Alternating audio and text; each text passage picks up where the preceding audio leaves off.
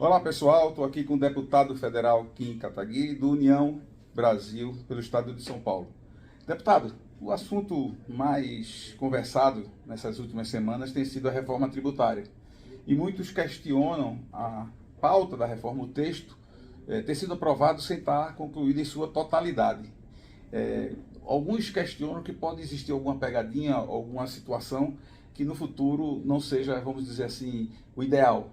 Qual é o seu ponto de vista em relação a esse texto que foi aprovado? Quais seriam os pontos positivos e negativos, né, pela sua ótica?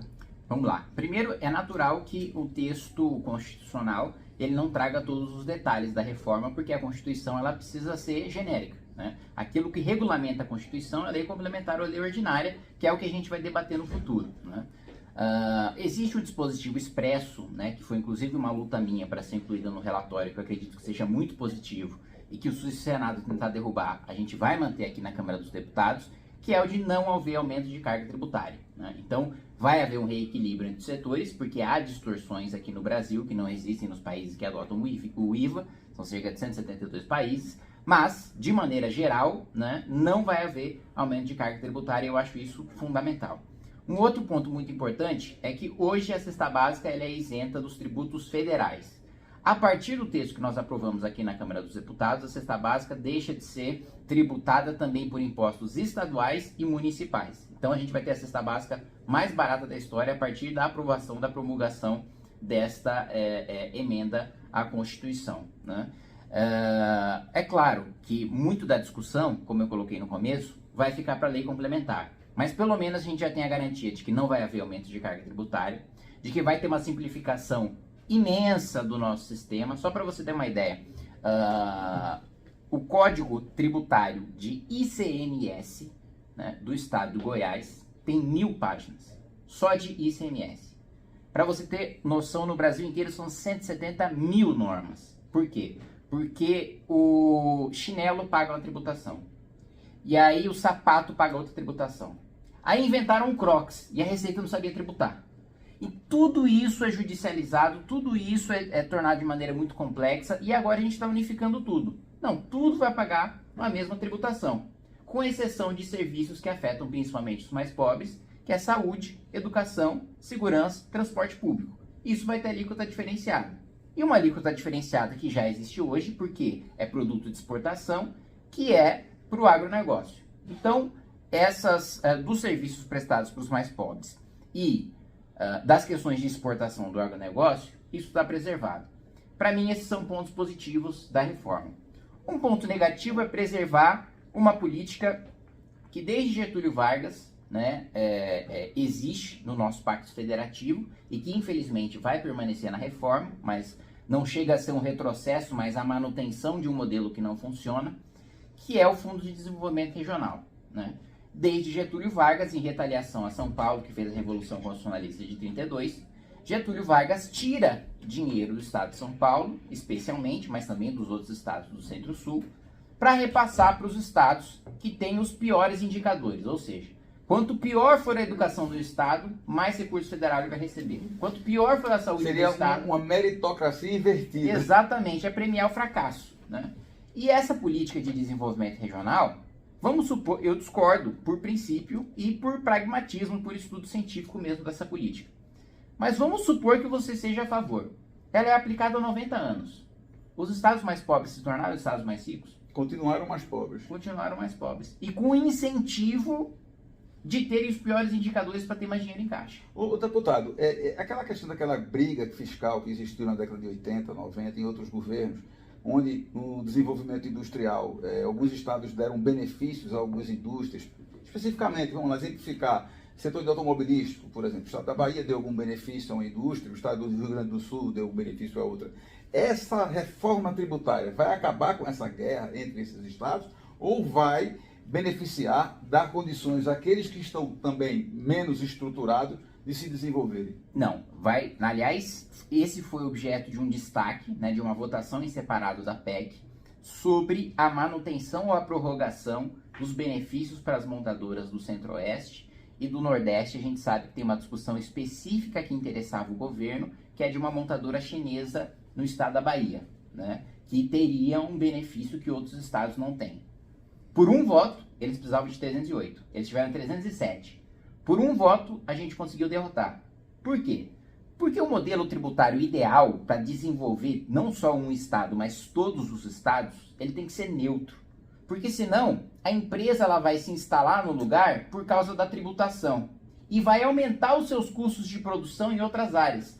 A logística é mais cara, a mão de obra é mais cara, os insumos são mais caros. Vai se estabelecer num lugar que o único benefício é o benefício tributário. E isso faz com que a nossa indústria nacional seja completamente inviável para competir fora do Brasil. Porque ela está produzindo num lugar que a mão de obra é mais cara, que a logística é mais cara, que tudo é mais caro. Que a única coisa que ela tem é o benefício tributário. Então, desculpa te interromper, mas que quando acaba, ela desmonta a indústria e volta para vai para outro estado que esteja dando benefício. Perfeitamente. E deixa todo aquele legado que ele construiu, desestrutura totalmente uma região, não é isso? Exatamente. O plano de desenvolvimento de um estado, ele precisa ser formulado pelo estado, que conhece melhor os seus municípios e conhece melhor as suas vocações locais. Né? Muitas vezes o governo federal, ele atrapalha no desenvolvimento regional. Um exemplo mais patente que a gente está tendo agora é o Amapá. O Amapá tem o potencial de ser riquíssimo agora com a exploração de óleo e gás. E o governo federal, via IBAMA, está dizendo que não pode explorar óleo e gás no Amapá. E o Amapá é um lugar assim, em que você tem várias casas que parece assim, tem grade, tem cadeado, assim, todas as casas como se você estivesse, como se o preso fosse o inocente, né? E não o criminoso. Né? Todas as casas num nível, assim, o nível de insegurança é tão grande que tudo tem grade, da janela à porta. Né? E, para além disso, mesmo recebendo várias emendas parlamentares de vários parlamentares pelo país não, né? Do Amapá, lideranças políticas importantes, você tem em Macapá, nas regiões centrais, ruas que não tem asfalto, ruas de chão batido. Agora, deputado, eu fiz uma pergunta que talvez o nosso telespectador, neto espectador, gostaria de fazer. É um problema político que impede o desenvolvimento econômico? Qual é o interesse político em não permitir ao Estado como o Amapá que se desenvolva e que faça com que o habitante de lá não precise ir para o sudoeste do Brasil, o sudeste do Brasil? Né? O que é que acontece? É um problema político? É um problema econômico? É um problema em que esfera está especificamente esse problema? Acho que é um problema político que está no setor público e que está no setor privado. O setor público, os políticos, eles, em regra, claro que há exceções, mas eles não querem que o Estado, que o prefeito, que mesmo o governador, eles não sejam dependentes do dinheiro, do recurso do governo federal. Por quê? Porque o papel da maior parte dos deputados federais é despachar recursos para suas bases. A partir do momento que o Estado não precisa mais desse dinheiro, ele não precisa mais daquele deputado. Ele pode eleger um deputado com base naquilo que ele acredita, com base naquilo que ele vota. Ele não é mais escravo de uma emenda parlamentar. Então tem um interesse político aí. E tem um interesse privado também de empresas estabelecidas em estados que têm muitas vezes vantagens, seja de renúncia, de subsídio, de privilégio fiscal, seja uma vantagem competitiva porque tem uma licitação ou alguma coisa do tipo, que também não quer perder o seu poderio. Então tem um projeto político, sem dúvida nenhuma, de subdesenvolvimento. E isso aí também, a questão da reforma tributária, ela vai colaborar para piorar ou para melhorar essa situação? Para melhorar, porque a complexidade tributária... dois dos principais problemas, quando eu fui ao Japão em 2019 para negociar a abertura do mercado de carne e de frutas do Brasil para o Japão, e também de ovo fertilizado, ovo galado, que a gente chama, eles colocaram, por que as empresas japonesas não investem mais no Brasil? Sendo que a gente tem aqui 2 milhões de Nikkeis, né, de descendentes japoneses. Dois problemas foram colocados. Um, a gente solucionou parcialmente, que é problema trabalhista. Nem se compara a legislação trabalhista da Ásia, de maneira geral, do Japão, com a do Brasil. Mas com a reforma trabalhista a gente ajudou a solucionar. 2. Complexidade tributária. O japonês não consegue calcular o tributo brasileiro. Mesmo porque nem o brasileiro consegue. Desculpa, pronto, exatamente. Nem o brasileiro consegue. Né? Então, assim, o empresário não sabe quanto precisa pagar. A Receita não sabe quanto precisa cobrar. Nessa divergência, o empresário paga a multa. Então, é uma insegurança jurídica também que ele tem. Enorme. A gente tem um PIB inteiro de contencioso, ou seja, de tributos que estão em processos judiciais, porque sobra para o judiciário resolver. É igual aquela questão que a gente teve de um bombom que trocou de embalagem para deixar de ser considerado bombom pela Receita para ser considerado wafer. Uhum. É essa esquizofrenia tributária. Eu conheço um pouco a questão dos NCM da vida, das classificações fiscais. Agora, o deputado, assim, para a gente, eu quero já agradecendo, para a gente concluir nossa entrevista e muito agradecendo a sua atenção, qual a mensagem que a gente pode deixar para o cidadão brasileiro que está preocupado porque a informação não chega com a clareza que o senhor está dando aqui? E o que é que a gente pode dizer a ele? A gente pode ter certeza que essas emendas, esses complementos à lei, como o senhor falou, ele vai continuar nesta linha de trazer desenvolvimento econômico, de diminuir a desigualdade social, ou que ele vai migrar para essa questão ideológica, essas questões políticas, ou de criar um ambiente de sustentação política maior e financeira para o governo federal? O que é que a gente pode dizer aqui no termômetro hoje, né? Porque Perfeito, Brasília é Vamos lá. Eu acho que antes de qualquer coisa é importante deixar claro que a gente tem 3 garantias. A primeira garantia, não vai haver aumento de carga tributária no consumo, que é a reforma do consumo que a gente está falando. Tá? É importante deixar isso claro, porque às vezes as pessoas confundem a reforma do consumo com a reforma da renda. Na reforma da renda, que deve vir no segundo semestre, eu acredito que pelas metas que o ministro Haddad colocou e pelo arcabouço fiscal, que é baseado não em corte de gasto, mas em aumento de receita, que ele vai aumentar imposto na renda. E eu vou votar contra. No consumo, nós temos uma cláusula constitucional que impede aumento de carga tributária no consumo. Então isso não interessa o que a gente escolha na lei complementar. A lei complementar, na hierarquia das leis, está abaixo da Constituição. Então, um aumento na lei complementar não vai acontecer. Essa é a primeira garantia. Agora, é importante a gente ficar atento sobre a tributação na renda, que o ministro quer aumentar e vai mandar no segundo semestre. Aí, para mim, é que está a pegadinha. Aí é que está onde o governo quer gastar mais. Ele está alisando agora, dizendo assim, não vou diminuir a cesta básica. Isso. E vou aumentar aqui na renda. No bolso, no final das contas, 2 mais 2 é 4 em qualquer lugar. É isso. Sendo aqui, mas aqui eu recompenso. E vai querer aumentar na renda. E nós sabemos que o aumento tributário não necessariamente significa o aumento da arrecadação. Isso é um grande, na minha opinião, que eu sou economista, é um grande defeito que existe no governo, principalmente nesse governo, de achar que aumentando a tributação vai aumentar a receita. A gente sabe que não é bem por aí. Não, mas é pior. Pior. Esse governo não acha só que aumentar... Ele tem certeza. Ele tem certeza de que aumentar a tributação vai aumentar a receita, mas na projeção do arcabouço fiscal, ele coloca que aumento de tributação vai gerar aumento de PIB. Para mim é uma insanidade. Como é que você está tirando mais do empreendedor, que vai ter menos capital de giro, que vai ter menos recursos para investimento, vai ter menos riqueza, e vai aumentar o PIB? Esse PIB vai sair da onde? Eu não sei, mas é o cálculo que está lá no ministro Haddad. Mas muito bem, essa é a primeira garantia. A segunda garantia, o sistema vai ser muito simplificado. Independentemente do que a gente coloque em lei complementar, o modelo a ser adotado é o modelo de IVA. Tá? Perfeito. O terceiro ponto que precisa ficar muito claro... Só pergunta, vai ser destacado também na venda o imposto como é nos Estados Unidos, por exemplo? Você compra um produto, custa $1.000 e você paga $1.000, mas tem um imposto destacado separadamente.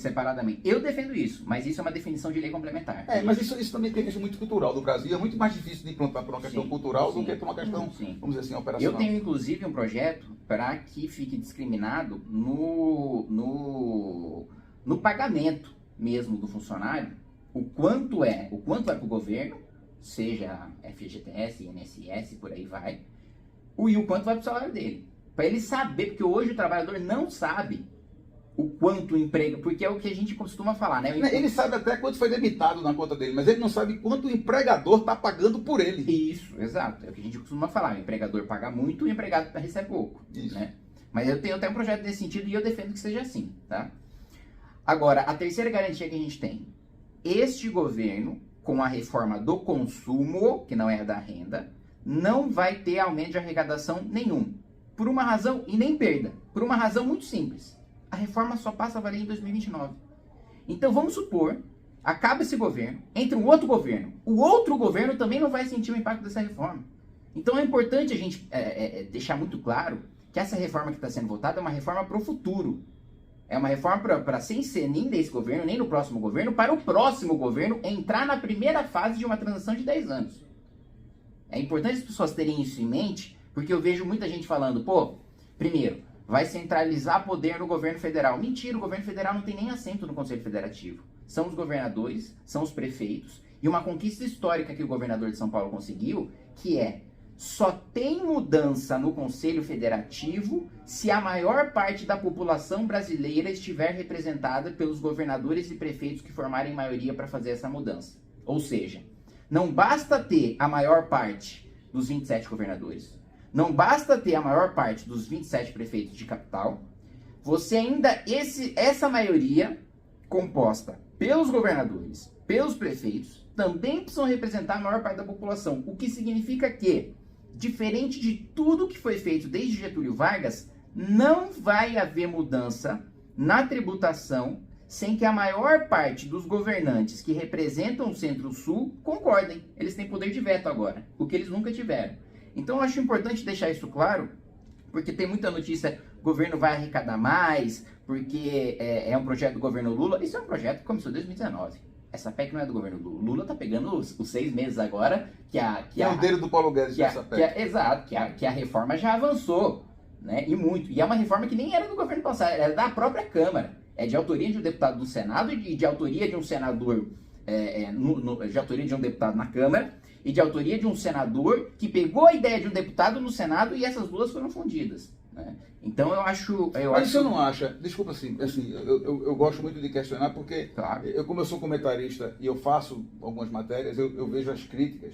Eu acho que a clareza da informação que você está dando aqui para a gente aqui agora não foi o que o povo da ponta lá recebeu. Concordo plenamente. Eu acho que talvez a gente hoje, e aí eu faço até uma crítica, talvez esteja faltando dentro desse ambiente de divulgação, de comunicação, um veículo que transmita as informações sem estar visando um lado nem o outro com isenção de ânimo. Por quê? Porque eu sou economista. Muito do que você falou eu conheço. Eu sei como funciona, já morei fora do Brasil.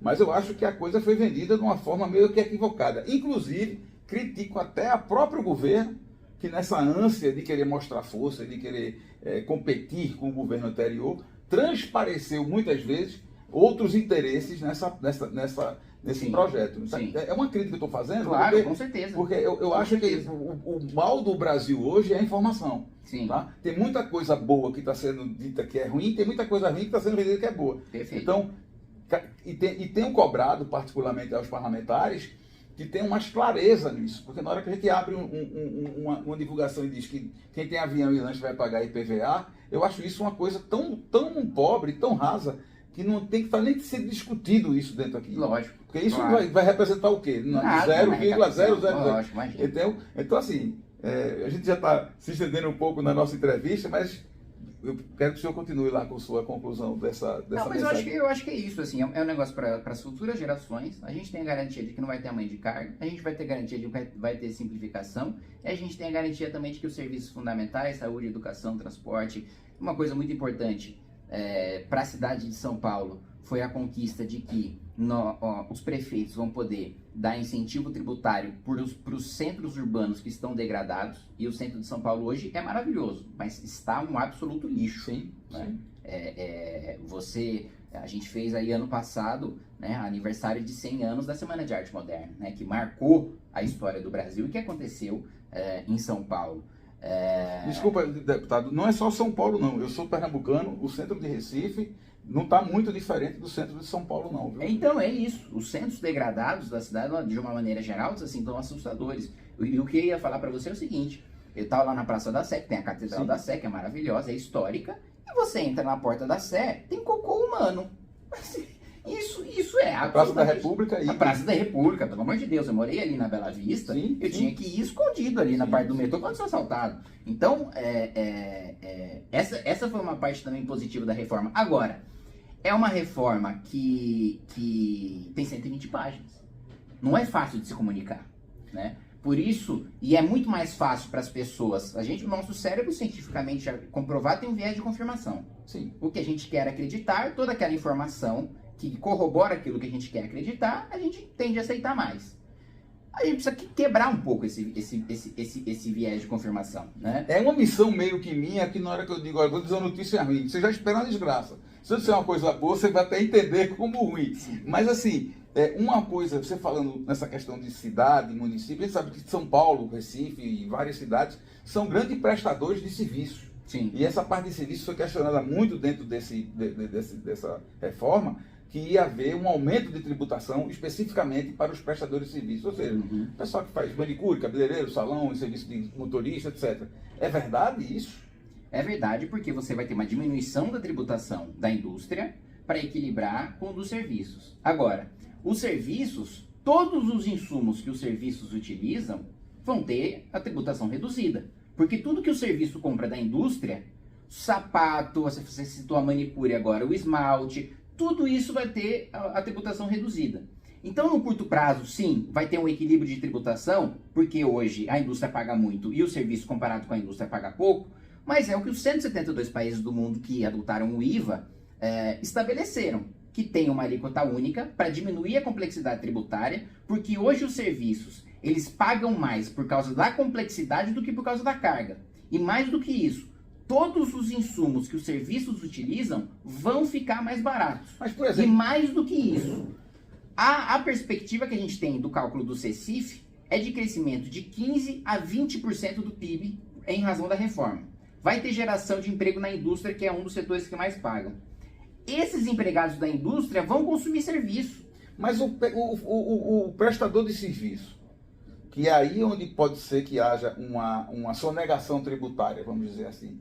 Por exemplo, o prestador de serviço, que é o cara do Uber, a manicure, que ela cobra lá, vamos lá, ela cobra R$100 para fazer um cabelo, tá? Não vai haver sonegação desse serviço se o imposto dessa prestação de serviço fosse mais adequado, né? Ela não teria o interesse em pagar isso aí para que ela evitasse ter problemas com o fisco? Não, eu sou um dos maiores defensores de diminuição de alíquota aqui e de corte de gastos, né? Inclusive, pô, só esse ano entrei com uma ação que barrou R$1 bilhão que seria pago do super salário para juiz.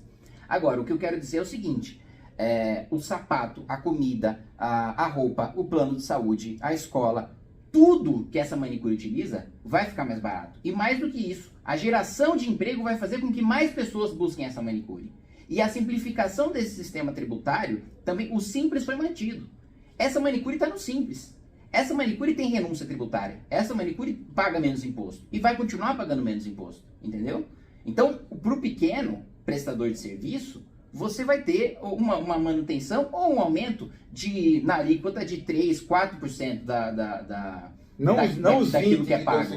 Não, imagina, aumento de 20% não existe. Deputado, eu agradeço muito pela sua atenção, pelos seus esclarecimentos aqui, e acredito que você que está aí assistindo, né, essa matéria no nosso canal também esteja mais tranquilo, porque realmente essa guerra que existe na imprensa de informação tem deixado muita gente, que tem me perturbado muito por eu ser economista, né? E espero que em breve conversarmos mais sobre outro assunto, e parabenizado pelo seu trabalho aqui na Câmara. Não, obrigado. Eu gostei tanto que eu vou roubar do seu canal e vou postar no meu também. Ah, maravilha. Eu passo para você o vídeo.